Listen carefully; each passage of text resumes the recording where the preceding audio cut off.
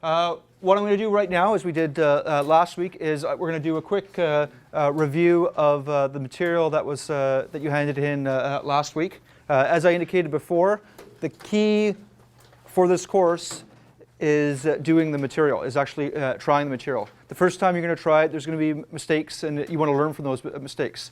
If you notice, there's very little marks assigned to each individual homework exercise. I think if you calculate it, it's probably like 0.2 or 0.1% of your mark comes from each of the individual homework assignments. As a group, it makes a big portion of it, but each individual assignment is very small.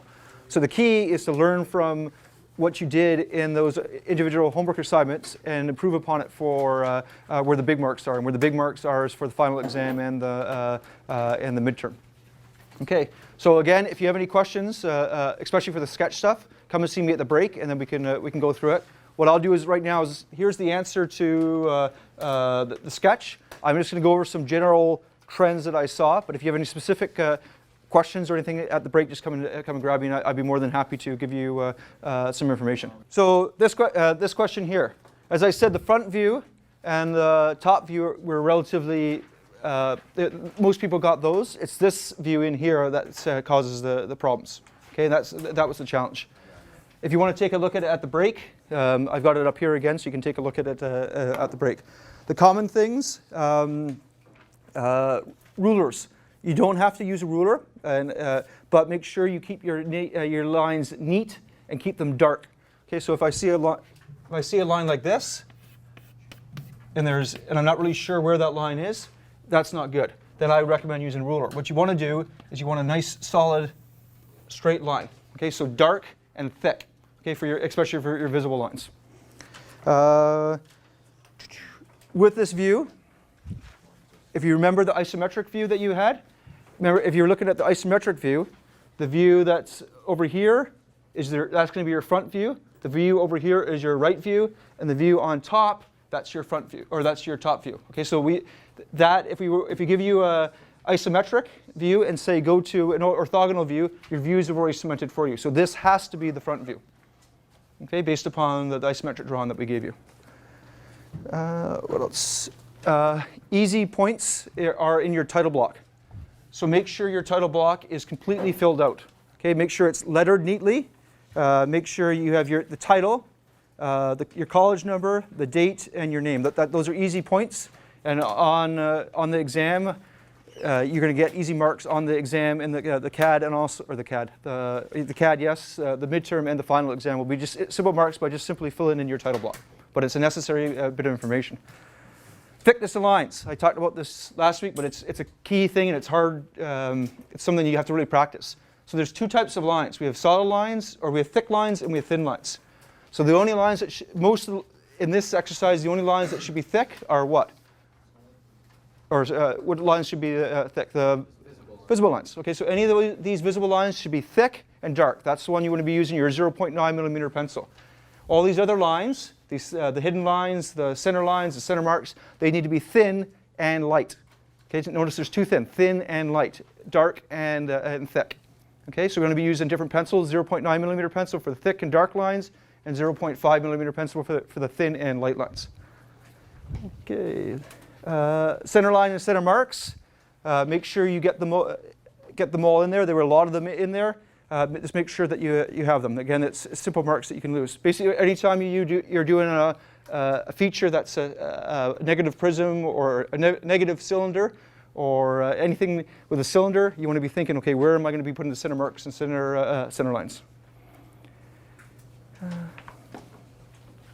Okay. Also, notice how this drawing is centered. So make sure the drawing is centered. And we talked about how we do that first. We make our general boxes of the general height and width first, get the boxes in place, and then once the boxes are in place, then start filling out the detail. And also make sure the scale is correct. The scale is always located on your assignment page. It will tell you exactly what scale that we expect. Okay? So again, if you have any specific questions, please come and see me at the break, and I can give you some specific feedback. Okay. This one was, this is the CAD. This one was relatively well done. The big thing was some people forgot the material. So if you don't know how to change the material, come and see myself or one of the techs, and they'll show you how to change the material. And also the other minor thing was the scale. So again, if you don't have the correct scale, your drawing might look like it had the right scale, but this scale might be wrong. Again, come and see me or the text and we'll show you how to correct that problem. Okay. What we're also going to try, I think we're going to try it this week, is while the techs are, like while you guys are watching your videos, what I'm going to do is I'm going to assign a tech to you for that day. So each tech will have about 6 or 7 students, and they'll come by and actually chat with you for about 4 or 5 minutes. They'll look at this drawing that you have on your W drive, and they'll look at your actual drawing to give you some pointers. So making sure making sure your sketches are fully defined and so forth. Because when we mark the CAD final, that you get marks basically. If your sketch is undefined, well, you're going to lose some marks. Okay, so that will give you some one-on-one time with the text and ask any questions that you might have there. We're going to talk about isometric projections. So the ones that we've covered so far is basically the multi-view projection. And again, why do we use the multi-view projection? What was the whole reason we used the multi-view projection? Or the orthogonal projection? What can we add to the multi-view projection that we can't do with the other ones? Davis? Dimensions, perfect. Okay, so that's the reason why we use the multi-view projection. Okay, this is the isometric projection. Okay, there's many different types of isometric projections. The general term is called I can never pronounce it, axonometric projection. Basically, isometric is a form of axonometric. If you know that, that's all you need to know. Okay, go back. Remember that page I gave you the first week that has all the different types of projections and the line of sight and the line of sight being perpendicular or parallel to the picture plane and also to the object. Okay, so go back to that and we're going to go through that quickly. Okay, let's talk about the lines of sight for the isometric projection. Are they parallel or are they convergent? Parallel. Okay, so the lines of sight is exactly what we had for the multi-view or the orthogonal. Okay, let's talk about the projection plane in relationship to the lines of sight. What's the relationship between the lines of sight and our projection plane?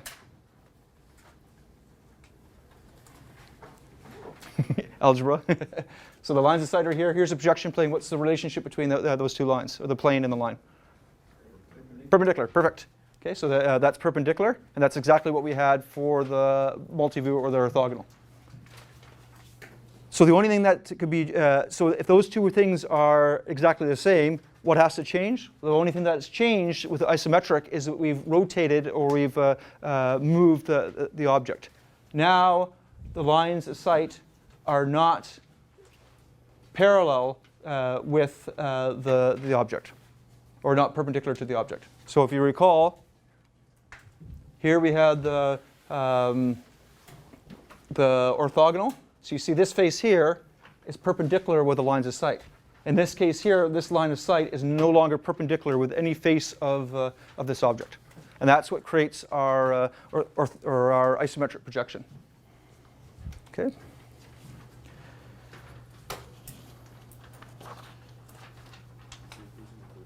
So why? Why would I go with this view over, why would I go with this view? Or why would I go with this view over this view? We already talked, the reason I go with this view is if I want to add dimensions so that the technician could actually actually build the part that I wanted. But why would I use this part? It's easier to visualize. Perfect. Okay, and that's exactly what it's for. Okay, it's for visualization. And you will find it's not the best way of visualizing, but it's the most technically correct visualizing. What you're basically seeing, let's go back to the other page, is you're seeing 3 views at once. So with the orthogonal projection, you only could see 1 view at a time. Okay, with the multi-view projection, what face am I seeing here? Top. What side am I seeing here? Front and side, or the right side usually. Okay, so that's the beauty of the orthogonal projection, or the orthogonal projection. The multi-view projection, or the isometric projection is that you can see all 3 views at once. With the oblique, I'm getting messed up here. With a multi-view, you only can see 1 view at a time. Okay, and it also makes it easy to visualize. Okay, if you notice, do you have the Clevis block there? The page that I just gave out? You notice that on some of your examples on the homework, we actually do that for you. So here's a multi-view drawing, or a projection. So we have our front, our side, and our top. but you also notice I've inserted orthogonal or an isometric projection in there as well. And the reason you do that is just to allow the reader or the technician to be able to better visualize what you're looking at. Okay, so axonometric projections. As I said, there's many different types. The one we're going to be focused on is isometric. The reason it's called isometric is that angles A, B, and C are all equal. Okay, with the dimetric and the trimetric, that's not the case. So iso meaning equal, all three angles are equal. If they're equal, what is the angle between these? 120, perfect. 120 degrees. So there's 120 degrees between those isometric axes.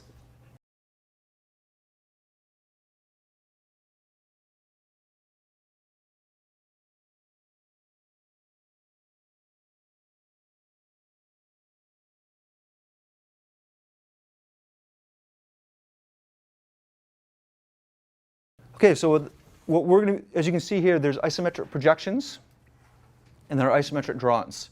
They're basically, for all intents and purposes, they're the same thing. They're basically taking a 3D model and putting them on a 2D paper representation of that. The difference is we're going to be using isometric drawings because they're easier to do. And what we're going to be using is the paper that you have in front of you, the isometric graph paper, the F7 paper. So that allows you to easily go from an orthogonal projection to an isometric projection. The big difference is here, they're not foreshortened. So basically you've got some distortion, because remember that was the whole point of the multi-view projection, is we didn't have any distortion. Well, because our object is rotated, is not parallel or perpendicular to the lines of sight, we're going to get some distortion. And we should have to account for that. And basically, the distortion occurs with the foreshortening of the lines. You don't have to worry about that, because we're going to be focusing on the drawing. Okay, so basically, if in the orthogonal view you count 8 blocks, so it's 8 millimeters in length, and on your F7 paper, on your isometric grid paper, you're going to count 7 blocks. That's basically what that means. Okay, but just be aware that there's two types. There's isometric drawing and there's isometric projections. With isometric projections, you're going to have two types of lines. You're going to have isometric lines and non-isometric lines. And you're probably just going to normally, you're not going to be thinking about this when you're actually doing it. It's just going to come naturally to you. And what defines an isometric line and non-isometric line is if it is parallel with any of the isometric axes. So remember we talked about our isometric axes? This is basically our, if you want to think about it, that's our x, y, z coordinates. And the angles between them is 180 degrees. So if this line here, this line here, this line there, that line there, any line that's not these two pink lines or purple lines, they're all isometric lines because they are parallel with one of the isometric axes. What that means to us when you're actually doing the drawing, or when you're making your isometric drawing, is that you basically can count on your multi-view projection. You can count 1, 2, 3, 4, 5, 6, 7, 8, 9, 10 squares on the multi-view projection, or on the multi-view projection, and then count 10 squares on your F7 paper. And we'll see an example of that. The same with all these. Okay, with this line, with the non-isometric lines, you can't do that. Okay, you can't look on your multi-view drawing and count 10 blocks and have this be 10 blocks. It's not going to work. Okay, so it has to be an isometric line. And that'll become clear once we actually do an example. This is one of these concepts that once you talk about it and it doesn't really make sense, you actually have to do it. So with that in mind, what I'd like you to do is get out this page right now and take one of your F7 papers, or F7 pages, and we're actually going to make an isometric drawing of this block here. Okay, so the block, or the page that I gave you, this page here, is a multi-view drawing of this. So we're going to take that drawing and make it into a multi-view projection. Okay, and you're going to be using your F7 paper. Read over those steps.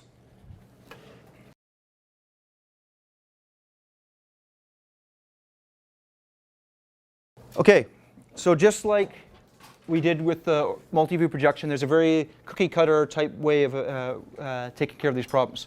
I expect once you've done it once or twice, you're going to say, I can skip this step, this step, this step, this step. That's fine. This is just a starting way to get you learning so you understand the basic steps. But once you get more comfortable, feel free to do what you need to do.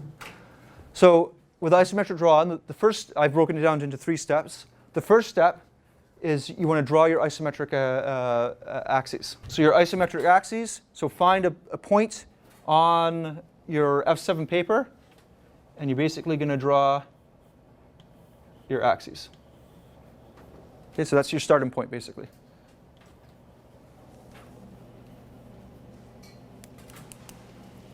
Okay, what view is this? Everybody's busy working. Let's see. Matthew, what view was this? Just like the one side is the front. That's the front, and which one's this? Top. And this one is the Side. side. Okay, so based upon this information here, we know that this is your front, so this view has to go here. That's your top, that view has to go there, and this is your side, and that view has to go there. Think of your folding box, okay, that we covered the first week. Okay, so what you're going to do with that information, you have the information there, is you can draw your basic 3-dimensional block. So basically, you're going to pretend that this whole object is one solid block. Okay, so you're going to have your, you're going to figure out that the greatest dimension here is 14 blocks, the greatest dimension here is 17 blocks, and the greatest height is 17 blocks. Okay, does everybody see where that's coming from? Okay. If, again, we already talked about that in detail, I think the first week or the second week. If I don't give you what the front view, the side view, and the top view is, you're obviously going to orientate it so that the maximum amount of detail is shown in the front view. It's just exactly the same as we talked about before the first and second week. Yeah, so what I've done is I've doubled all the dimensions. Yeah, so where you see 7 is the width, I've multiplied by 2, so that's 14. So that's why that's 14 blocks that way. And then the same with what's that? That's the depth. 3 plus 3 plus 5.5, 8.5 multiplied by 2. That gives us 17. Okay, and again with this box, keep it. I would be using a very light pencil. I'd be using your 0.5 millimeter pencil if you can, and I'd be keeping the lines light because you're probably going to be erasing this. Because remember, with all your work with sketching, your construction lines, any construction lines that you use, eventually you're going to want to either erase completely, or you're going to want to take a 0.9 millimeter pencil and make them dark, thick, and very neat. So the next step is basically you're going to identify your isometric axes. So you remember an isometric axis, or an isometric line, basically has to be parallel with one of the isometric axes. And so if it is, that makes life very easy for us. Because then what we simply do is we simply look on our multi-view drawing, and we can transfer the distances on our multi-view drawing. So where's my multi-view drawing here? So you can see here that this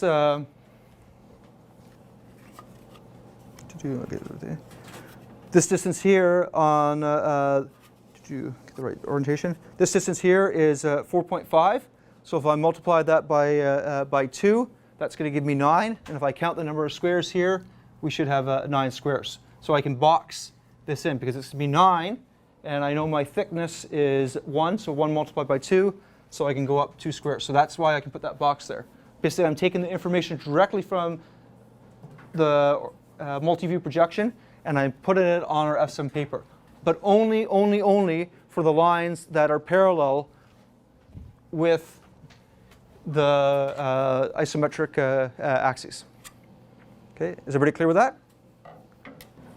Okay, once you've transferred the distances parallel to the orthogonal axes onto your isometric drawing, the next step is to simply the box into components of the other features and join ends to form non-isometric features. So what you can see here, this box I was able to simply draw because this box, all these lines are parallel with our with our isometric axes. All these 3 lines are parallel with, or these 4 lines are parallel with the isometric axes. So I could draw those simply in. The same with this box here. The only box that I couldn't draw in is the part that we're going to cut. And the reason I can't draw this line in right now is because it was not parallel with one of the isometric axes. But I'm able to determine where that cut is going to go across based upon this box here, this rectangle here, and this rectangle there. So I basically join those 2 lines. I know those 2 lines have to join, and voila, I've got my basic shape. Okay, so that's basically the third step. Okay, so the one feature that we're missing, or the 2 features that we're missing in this this object are obviously the circular parts. Okay, and the challenge with that is because it's a circle, having to draw on those circular features on the isometric can be a little challenging because it's not we have an isometric grid as opposed to a flat rectangular or square grid. So that makes it a little challenging. Okay, so there's 3 ways or 4 ways that you can take care of that, draw on isometric circles. So the top 3, I'm going to leave up to you. If you want to investigate them yourself, that's up to you. They're covered in the textbook. You don't have to use those. The type that I'm going to teach you is basically the last type, the sketch inside an isometric square. It's basically the technique that you've already learned, and it's very intuitive.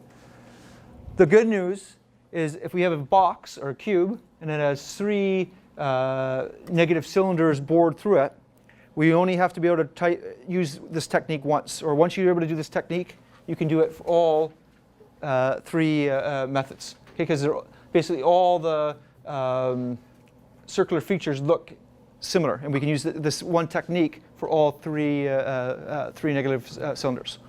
Okay, and the technique basically is this. So if you want to sketch along with me, that's on fine. I'm just on a spare piece of paper, or you can actually do it for real in your in the example that we're working on right now.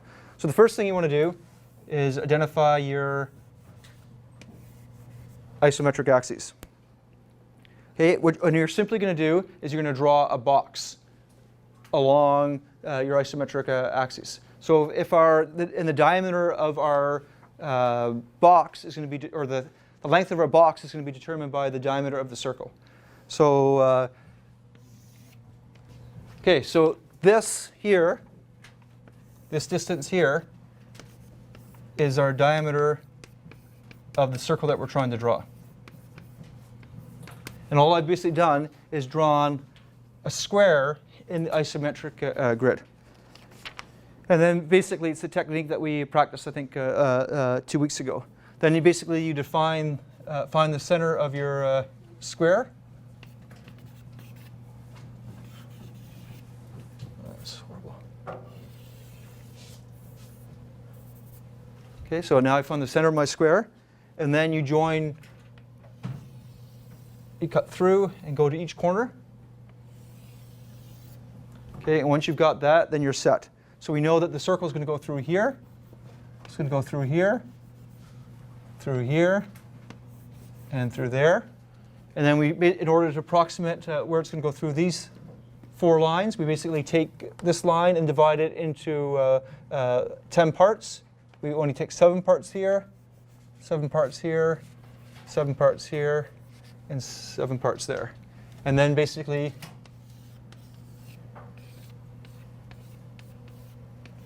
you complete your circle. And it does not look the best, but it's not too bad considering it's on the board. And then you're doing this lightly, obviously, and then once you're happy with it, that's when you're going to erase all your construction lines. Okay, so that's the technique that you're going to be using in order to draw circles in the isometric view. Okay, let's try doing that for real on your on the work that we just did.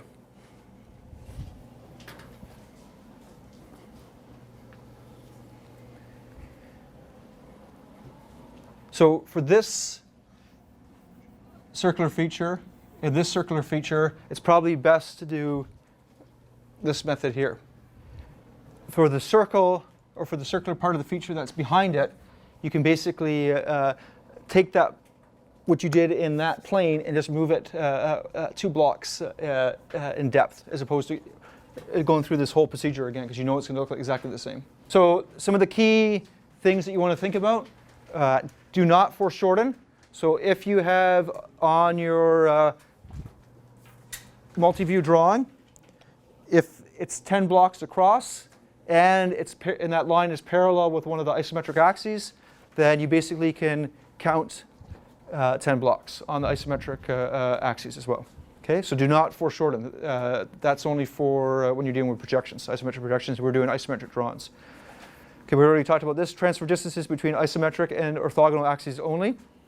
Follow steps of creating the isometric drawing closely. I recommend that for the first time that you do it.